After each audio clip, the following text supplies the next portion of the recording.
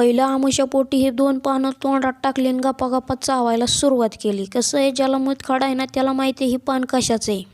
त्याच्यानंतर हातरून काढून घेतली. भाऊ 7 वाजता कामाला जातो त्याच्यामुळं काय त्याला जमतच नाही. त्याच्यामुळं आपण उठलं की लगेच आपण घर आवरून हॉल चकाचक. त्याच्यानंतर लगेच हॉल झाडायला सुरुवात केली. मी काय 10 वाजता जातो त्याच्यामुळं माझ्याकडे बराच टाईम असतो. त्याच्यामुळे मी आईला घरातल्या कामात मदत करतो.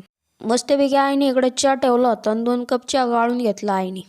किचन वाट्यावरची पांढरी पिशवी उचलली. म्हणलं तुझ्याकडे एक काम आहे. जशी पिशवीला खाली घेतलं का नाही त्याच्यातून काढला एक टोस्टचा पुडा. खारीच्या पुड्यामध्ये माझा गपचीप हात घातला आणि त्याच्यातून 2 टोस्ट बाहेर काढले. मी इकडं खारी टोस्टचा बुकना पाडायला चालू केलं. टोस्टला वाटलं हो बाबा आपल्याला शोपीस मध्ये ठेवेन, तुमची जागा माझ्या पोटात आहे. मी निघालो होतो आईला वावरात सोडायला. आईने लगेच पाठीमागून टाटा बाय बाय चालू केला. आई गेली होती बाबाचा डबा द्यायला. अलीकडच्या गेटने डबा घेतात, आजच्याला डायरेक्ट पुढचं गेट उघडले काय कळा. निम्मे रस्त्यात पप्पा भेटले होते. पप्पांना पण गाडी घेतलं. पप्पांना काय वाटतं माहिती का मी पाडतो काय. पप्पांना माझ्या विश्वास नाही काय. हो तुमचा वाघ ट्रिपल शीट चालवतो, समजले का तुले. पप्पाला आणि मम्मीला वावराच्या अलीकडे सोडलं. पप्पाला म्हणलं वावरात सोडायला असतो. पप्पा म्हणले आपली वाल बंद झाल्यापासून आपल्याला काही येणं नाही राहिलं, त्याच्यामुळे पेट्रोलची बचत करायची.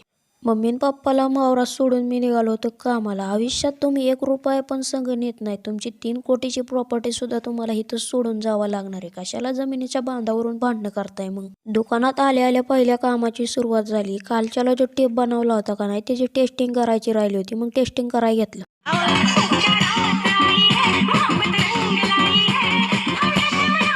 तरी एअरबॉक्स नव्हता लावला त्याच्यामुळे आवाज जास्त नव्हता. त्याच्यानंतर टेप फिट करायला घेतला होता. जिथं शोल्डर केलं का तिथं ब्लू गन टाकायला चालू केलं होतं. म्हणलं जॉईंट निघाय नको. बरंच दिवस चाललं होतं मला टेप बनवायचा कसं आहे आता लोड असल्यामुळे मला काय असले कामं देत नव्हतं. पण मी घरूनच ठरवून आलो होतं आजच्याला मला हे काम करायचंय म्हणजे करायचंय. त्याच्यानंतर पॅन रिपेअर करायला घेतला होता. तर चेक केला तर काय रिस्पॉन्स देत नव्हता. मला वाटतं झटका झाला काय फॅनला. त्याच्यानंतर फॅनला लगेच खोलायला घेतला.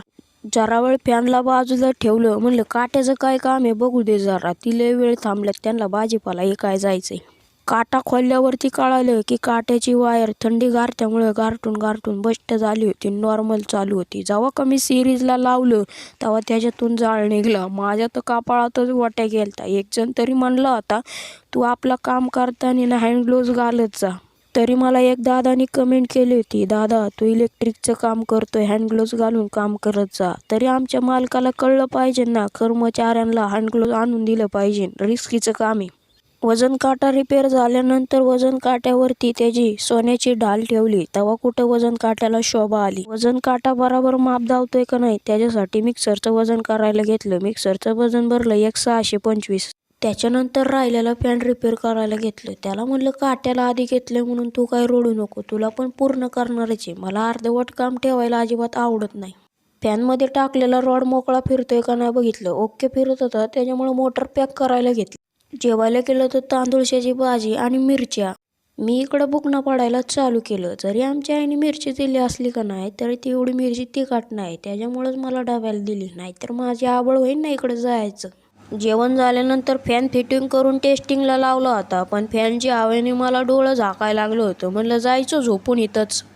दुकानातली लाईट गेल्यामुळं आता किती तास येईन त्याच्यामुळं काही सांगता येत नाही. त्याच्यामुळं मी नुसतं इकडं तिकडं कावरा बावरा बघत होतो. झोप तर आलीच होती. असं वाटत होतं घरी कल्टी मारावा. लाईट कावा येते कावा नाही काय माहिती. मालकांना म्हणलं मी जातो घरी, तुम्ही लाईट आल्यावर बसा काम कर. घरी आल्यानंतर हातपाय तोंड जरा फ्रेश झालो. कसं दिवसभर काम करून माणूस आळसते, त्याच्यामुळे हातपाय तोंड धुतलं का नाही दिवसभराचा शीण सगळा निघून जातोय. कामाला जातानाच मी सीताफळ लपून गेलो होतो. गेल्या वेळच्या व्हिडिओमध्ये मी 3 सीताफळ काढली होती ना, त्यातलं एक पण सीताफळ माझ्या वाट्याला नव्हतं आलं. त्याच्यामुळे मी ही सीताफळ म्हणलं आजच्याला लपून ठेवायचं, कामावरून आलं घ्यायला बुकना पाडायला चालू करायचं. एकेकाळी एवढी सीताफळ होती की वन टाइम 10-12 पिकायची. त्यातल्या 2-4च खायचं, बाकीचे फेकून द्यायचो. त्याच्यासाठी आता थोडी सीताफळ असल्यामुळे तू खातोय का मी खातोय. आईने रानातून आल्या मावशीच्या तिकडून पेरू आणलं होतं, ते कापलं होतं आणि इकडं बारक्या पण खायला आला होता. सगळ्यांनी मिळून आम्ही पेरू पाहायला चालू केलं होतं. बारक्याला म्हणलं पेरू देतो का, बारक्या म्हणला नाही. म्हणलं आमचाच पेरून मला नाही म्हणतो वय. बारक्या तसा लय हुशार आहे पण कधी कधी लय येड्यागत करतो.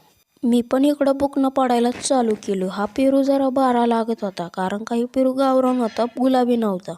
2-4 दिवस झालं ड्रॅगन खाली कोलमडला होता. मग आजच्याला आपल्याला टाईम भेटलाय तर ड्रॅगनला दुसऱ्या लाकडावरती शिफ्ट करावं. ड्रॅगन यायच्या नावाने शिमगा, पण नुसता ड्रॅगन माजलाय. पप्पा तिकडून आले. पप्पा म्हणले, थांब भाऊ, इकडं आपली पाईपलाईन आहे. 4 आण्याची कोंबडी 12 आण्याचा मसाला करू नको, मी तुला काम करून देतो.